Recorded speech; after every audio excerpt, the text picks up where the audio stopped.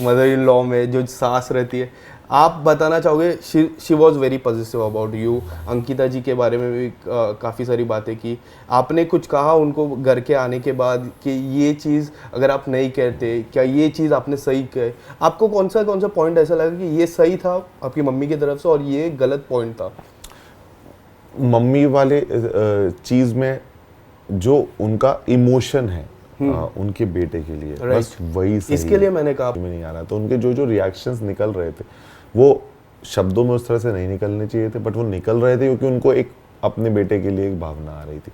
तो दोनों ही चीज़ें अपनी अपनी जगह कहीं ना कहीं सही है। में नहीं है, उसका सबसे बड़ा रीज़न क्या था?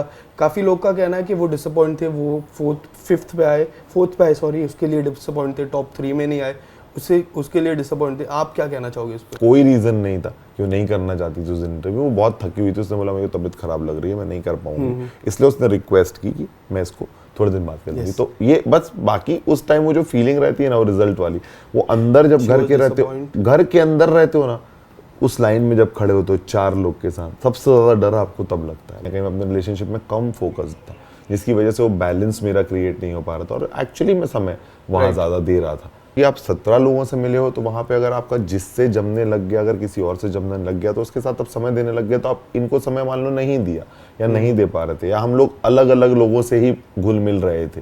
तो अपनी चॉइस थी सब लोगों की। तो मैं समर्थ को बोलूंगा कि समर्थ इस घर का जोकर था वो। ये सुना आपने विक्की जैन का स्टेटमेंट। जी हाँ, फाइनली विक्की जैन ने मां के द्वारा दिए गए इंटरव्यू के ऊपर अपना रिएक्शन दिया है। दरअसल बिग बॉस 17 में अंकिता लोखंडे और विक्की जैन के झगड़े काफी चर्चा में रहे। ना सिर्फ इनके आपसी झगड़े, बल्कि अंकिता को मिले सास के तानों ने भी काफी सुर्खियां बटोरी थी, जिससे हर कोई हैरान था। लोगों को इंतजार था कि आखिर विक्की बिग बॉस 17 से निकलने के बाद मां द्वारा लगाए गए अंकिता पर आरोपों के बारे में क्या कहते हैं। अब विक्की ने एक इंटरव्यू दिया, जिसमें उन्होंने इस बात को बहुत ही अच्छी तरीके से कवर किया। यही नहीं, इस इंटरव्यू में विक्की ने अंकिता के लिए भी खास बात कही। तो बिना देर किए चलिए आप भी डालिए इस वीडियो पर एक नजर। इसके अलावा अगर हम बात करें, Chhattisgarhi moms are very positive about child. मेरी मम्मी भी छत्तीसगढ़ से है, तो मुझे पता है। जितने भी बाहर वीडियोस आए आपने देखे होंगे, एंड कई लोग कह रहे हैं कि आपकी मम्मी को कास्ट करना चाहिए as a mother in law में जो सास रहती है। आप बताना चाहोगे? She was very positive about you. Ankita ji के बारे में भी काफ़ी सारी बातें की। आपने कुछ कहा उनको घर के आने के बाद कि ये चीज़ अगर आप नहीं कहते, क्या ये चीज़ आपने सही कहे? आपको कौन सा पॉइंट ऐसा लगा कि ये सही था आपकी मम्मी की तरफ से और ये गलत पॉइंट था? मम्मी वाले चीज़ में जो उनका इमोशन है उनके बेटे के लिए, बस वही सही इसके लिए मैंने कहा पॉजिटिव अबाउट यू। बस वो सही है, बट शब्द जो कहे गए वो सही नहीं है। कि देखो, कभी भी कोई प्रॉब्लम को कि आज मेरी फैमिली या उनकी फैमिली हम दोनों से जुड़ी हुई है, मुझसे और अंकिता से। आज हम दोनों शो के अंदर, वो सिर्फ हमें देख पा रहे हैं कि प्रॉब्लम हो रही है, बट उनको पता नहीं है, ना वो हमसे पूछ पा रहे हैं, ना बात कर पा रहे हैं, उनको समझ में नहीं आ रहा है। तो उनके जो रिएक्शंस निकल रहे थे वो शब्दों में उस तरह से नहीं निकलने चाहिए थे, बट वो निकल रहे थे क्योंकि उनको एक अपने बेटे के लिए एक भावना आ रही थी। तो दोनों ही चीज़ें अपनी अपनी जगह कहीं ना कहीं सही हैं, बट वो शब्द बिल्कुल भी सही नहीं थे। जो इसलिए थे क्योंकि वो हमसे मिल नहीं पा रहे थे। जब से हम वापस आए तो कम शब्दों में सारी बात हो गई। मतलब आधी प्रॉब्लम्स तो हमसे मिल के सब वापस आ गए, बच्चे अपने घर आ गए। वो फीलिंग ही आधी सारी समस्याओं को ख़त्म कर देती है। वो कम्युनिकेशन गैप जो हो रहा था हम लोग के बीच में के कारण वो प्रॉब्लम्स आ रही थी। तो वो सारी चीज़ें उतनी, क्योंकि वो हमारी चीज़ें हैं और हमारे हाथ की चीज़ें हैं, तो वो सब सारी चीज़ें ठीक है। फाइनल के बाद से एक सवाल काफ़ी लोगों के मन में था, एक सवाल मेरे मन में भी था, क्योंकि आपने देखा होगा प्रेस कॉन्फ्रेंस में भी कई जर्नलिस्ट के सवाल आपसे और अंकिता दीदी से रिलेटेड थे। फाइनल में भी हम लोग रुके थे उस रात, अंकिता जी आए, बट वो अंकिता जी प्रेस कॉन्फ्रेंस में नहीं आए। उसका सबसे बड़ा रीज़न क्या था? काफ़ी लोग का कहना है कि वो डिसअपॉइंट थे, वो फोर्थ पे आए सॉरी, उसके लिए डिसअपॉइंट थे, टॉप 3 में नहीं आए, उसके लिए डिसअपॉइंट थे। आप क्या कहना चाहोगे इस पर? नहीं, मुझे ऐसा लगता है कि यार 105 दिन जब आप उस घर में रह के निकलते हो ना, आप बहुत एग्जॉस्ट हो चुके होते हो। पहले तो आपको बहुत एक थकान होती है, क्योंकि आप वहाँ से निकलते जब अपने परिवार से मिलते हो और वो फीलिंग में आप आ जाते हो, तो आप थोड़ा सा मतलब इनके साथ हो जाते हो।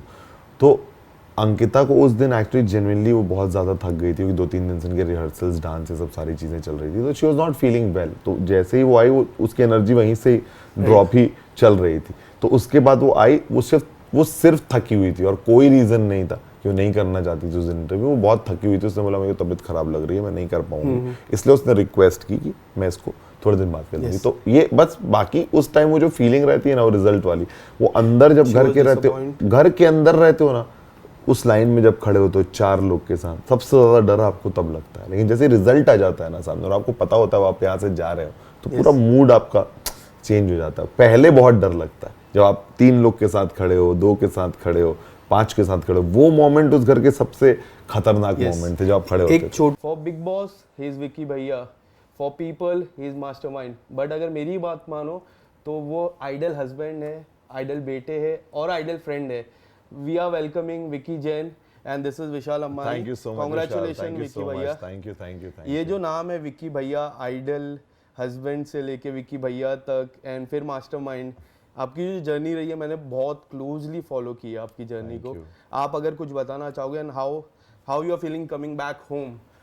मतलब बिग बॉस की जर्नी बहुत ही फैंटास्टिक रही। मुझे ऐसा लगता है कि मैंने हर दिन वहाँ पे जिया है और कुछ ना कुछ हमेशा किया है।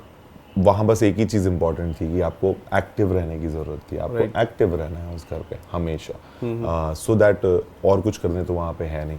तो मुझे ऐसा लगता है मैं हमेशा एक्टिव था। मैं बहुत ज़्यादा रियल था अपनी सारी फीलिंग्स और इमोशंस को लेके, क्योंकि वो show he point of views का था कि आप अपने पॉइंट ऑफ व्यूज़ रखिए सबके सामने। तो हम सब वोकल होके एक दूसरे के सामने, क्योंकि हम सब कंटेस्टेंट थे और हम सबको अपने अपने पॉइंट्स एक दूसरे के सामने रखने थे। तो शायद मैं कहीं ना कहीं उन पॉइंट्स को रखने में या समझाने में सफल रहा। जब मैं बाहर आया और जब मुझे रिस्पांस मिला और सब लोगों ने, ऐसे बहुत सारे लोग थे जो मिले और जिन्होंने कहा कि उन्हें मेरी जर्नी बहुत पसंद आई, उन्हें मैं समझ में आया, मतलब जो मैंने वहाँ समझाया है, जो मेरे पॉइंट ऑफ व्यूज़ थे उनको समझ में आ रहे थे। एंड शायद वो वेट करते थे कि मैं कब अपनी ओपिनियन दूंगा किसी भी मैटर में और मैं क्या कह रहा हूँ वो सुना जाता था। यू नो, सो ये सारी चीज़ें वहाँ पे आप अर्न करते हो। यही कमाई है आपकी उस घर पे कि किस तरह से लोग आपको देखते हैं, आपको किस तरह से समझते हैं। तो वो सारी चीज़ें करने में मुझे लगा कि मैं बहुत हद तक कामयाब था, तभी शायद इतना लोगों का प्यार और सपोर्ट मिल रहा है। मैं हर किसी की स्टोरी में था, हर किसी से मेरा एक रिलेशनशिप था और हर कोई अपनी किसी भी चीज़ में एक कोई प्रॉब्लम मुझसे डिस्कस करना चाहते थे, तो इसीलिए मैं काफ़ी ज़्यादा इन्वॉल्व था। तो जर्नी बहुत एब्सोल्युटली ऑसम रही, क्योंकि अब हमारे पास फीडबैक भी है जो बाहर आने के बाद लोगों का मिला है। तो बहुत सारे लोग हैं जो कहते हैं कि शायद हमारे लिए आप ही रियल विनर हो, या For me, you were in the top 3, to be very honest. Thank you so much brother. So हाँ है, मतलब बहुत लोग हैं जो टॉप 3 भी बोलते हैं, विनर भी बोलते हैं, कुछ बहुत अच्छी बात बोलते हैं कि मतलब शायद ये सीज़न आपके नाम से जाना जाए, याद रखा जाएगा। तो अभी कितने लोग क्या सोचते नहीं, बट कुछ एक इंसान से भी आप, ये मैं तो उस जगह से गया था कि जहाँ एक इंसान भी ऐसा मेरे बारे में नहीं सोचता था। तो वहाँ से आने के बाद अगर इतने इंसान है जो मेरे बारे में इतना सोच रहे हैं, तो मतलब उन्होंने मुझे देखा है और मेरी जर्नी से कनेक्ट हुई और बस मैं वही करने गया था। मैं एंटरटेन होने गया था और करने पहले 2 हफ्ते की अगर मैं बात करूं, मुझे ऐसा लग रहा था you are trying to reach people. आप लोगों से बात कर रहे थे, लोगों के बीच में दोस्ती बनाने की कोशिश कर रहे थे। एंड पहले 2 हफ्ते में ही कई बार अंकिता जी ने बोला कि आप मुझे टाइम नहीं दे रहे थे। मुझे ऐसा लग रहा था कि आप दोस्त बना रहे थे, इसके लिए थोड़ा सा अंकिता जी से अलावा दोस्तों से रिलेशन बना रहे, जैसा मुनावर से आपने पहले हफ्ते में दोस्ती की, मनारा से दोस्ती की। आप अगर कुछ बताना चाहोगे इसके बारे में? मतलब ये ह्यूमन की एक टेंडेंसी है कि आप किसी एक नई जगह जाते हो, वहाँ जितने भी लोग रहते हैं आप उनसे बातचीत करते हो, तो उसमें समय आप उनको जानने की कोशिश करते हो। एक साथ आप 16 लोगों को जानने की कोशिश कर रहे हो, तो आपको उनको समय देना पड़ता है।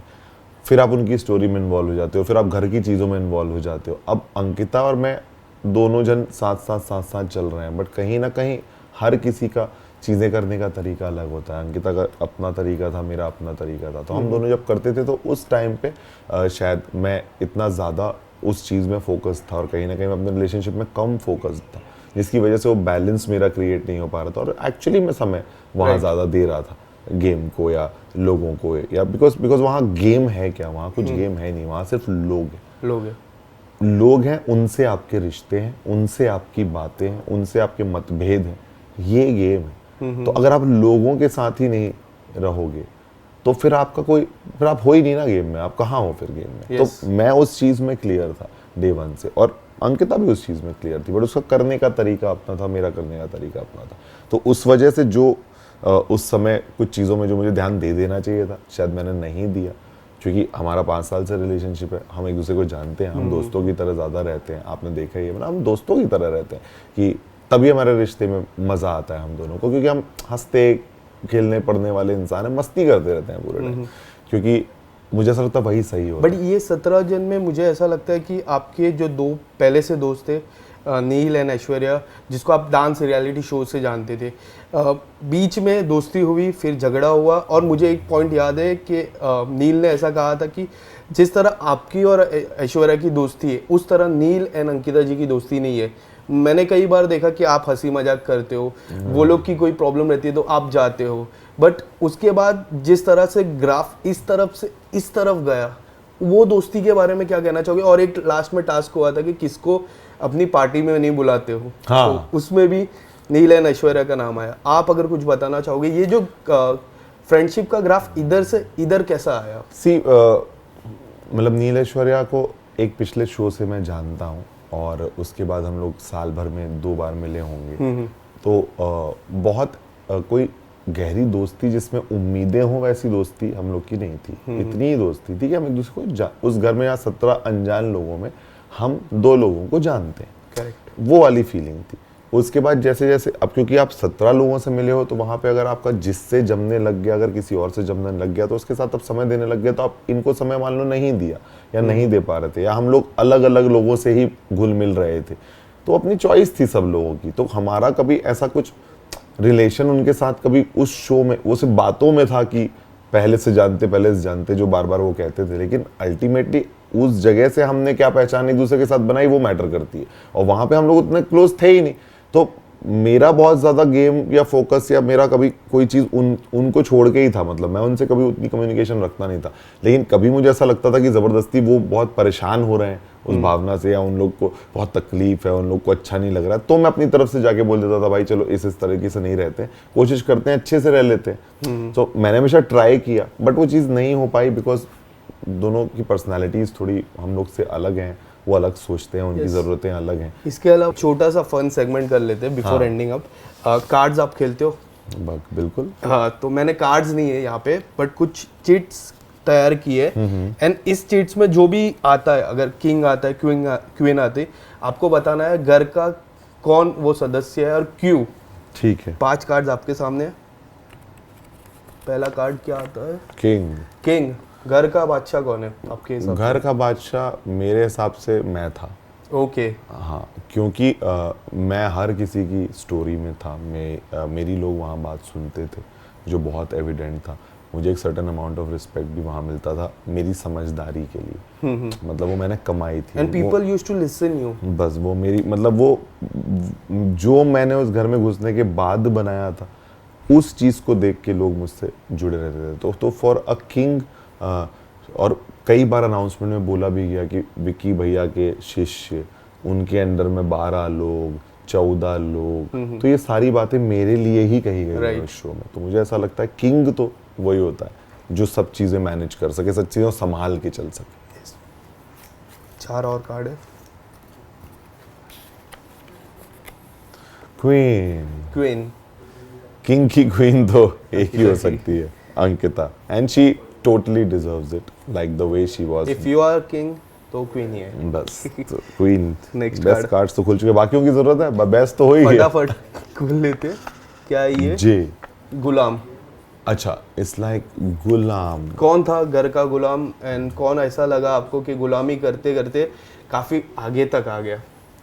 मतलब मुझे ऐसा लगता है कि गुलाम में मुझे अरुण भाई भी लगते हैं बहुत हद तक, क्योंकि मैंने हमेशा गेम में ये चीज़ बोली कि अरुण भाई, सभी लोग उनसे एक सवाल पूछते थे आके, सारे जोक्स भी उनके उस बात पे बनते थे कि आप साइड से ये, मतलब आपने ऐसा जेन्युइनली इतना किया है क्या? क्योंकि आप 5 हफ्ते की जर्नी में उनको बोला गया कि आप ज़्यादातर, तहलका भाई अब तक घर पे थे, दोनों जन सोते रहते थे एक दूसरे के साथ, अब उसमें वो बोलते हैं कि सोते नहीं रहते थे, हम वहीं से लेट के कुछ कंटेंट देते रहते थे, तो शायद वही समझते हैं वो क्या कंटेंट है, मुझे नहीं पता वो क्या कंटेंट था। और उसके बाद की उनकी जो जर्नी थी उसमें भी उन्होंने मतलब वो एक कभी नील भाई, कभी विक्की भाई, कभी मुनव्वर और अभिषेक के दोस्ती, मतलब बस बहुत एविडेंट था मतलब और वो शब्दों से बोल के मतलब वो एकदम अपना साइड चेंज करते थे, तो वो फायदे उठा के मतलब साइड से निकल गए, उनको किसी ने थ्रेट माना नहीं, सब आपस में लड़ते रहे और वो साइड से निकलते। Last 2 cards. जोकर कौन है घर का जोकर आपके हिसाब से? जोकर एक मुझे ऐसा लगता है कि एक बिना काम का कार्ड होता है कि जिसका शायद कोई बहुत फनी भी होता है। हाँ मतलब वैसे फनी रहेगा तो मैं समर्थ को बोलूँगा कि समर्थ इस घर का जोकर था वो, और जोकर का काम बहुत अच्छा होता है कि वो हंसाता है लोगों को। वो डेफिनेटली बहुत एक एंटरटेनमेंट तो वो लेके आया था, डिफरेंट टाइप का एंटरटेनमेंट जिसके कारण वो हमेशा पहचाना जाएगा है। बाकी जो उसका हुआ वो सब वोकिंग जो उसको बोला गया वो उस चीज़ों को करेगा, उसको जो करना है, बट एंटरटेनिंग वो बहुत। ये कार्ड सबसे इम्पोर्टेंट है और ये बादशाह के ऊपर रहता है, इक्का। अच्छा, ये किंग क्वीन के ऊपर है, खुद को कहा बादशाह में इक्का जो बादशाह के एक स्टेप ऊपर रहता है। सी मुझे ऐसा लगता है कि इस गेम में मैं उसी एनालिसिस से बोलना चाहता हूँ कि मैं अगर गेम को गेम की तरह आप देखोगे, सिर्फ गेम या आपने उस 4 दीवारी में क्या किया 3 महीने में, तो मुझे ऐसा लगता है कि मेरा सबसे ज़्यादा योगदान था सब जगह पे। तो बादशाह हो चुका है। तो बादशाह मतलब मैं मानता हूँ कि मैं सबसे मैंने गेम बहुत अच्छा बट इक्का आपको एक कोई ऐसा जो आपको तो लगता फिर वो होगा तो फिर मैं वो अभिषेक को दूंगा। हाँ, क्योंकि अभिषेक ने अपनी जर्नी उस हिसाब से डेफिनेटली बहुत राइज किया अभिषेक ने भी, और एक पॉजिटिव राइज भी किया उसने। तो मुझे ऐसा लगता है अभिषेक को फिर मैं बोलना चाहता हूँ। Thank you so much Vicky भैया। थैंक यू विशाल भाई, thank you so much, thank you. Bollywood industry की हर खबर और नई वीडियोस देखने के लिए फेसबुक पर लाइक, इंस्टा पर फॉलो और यूट्यूब पर तड़का बॉलीवुड को करें सब्सक्राइब।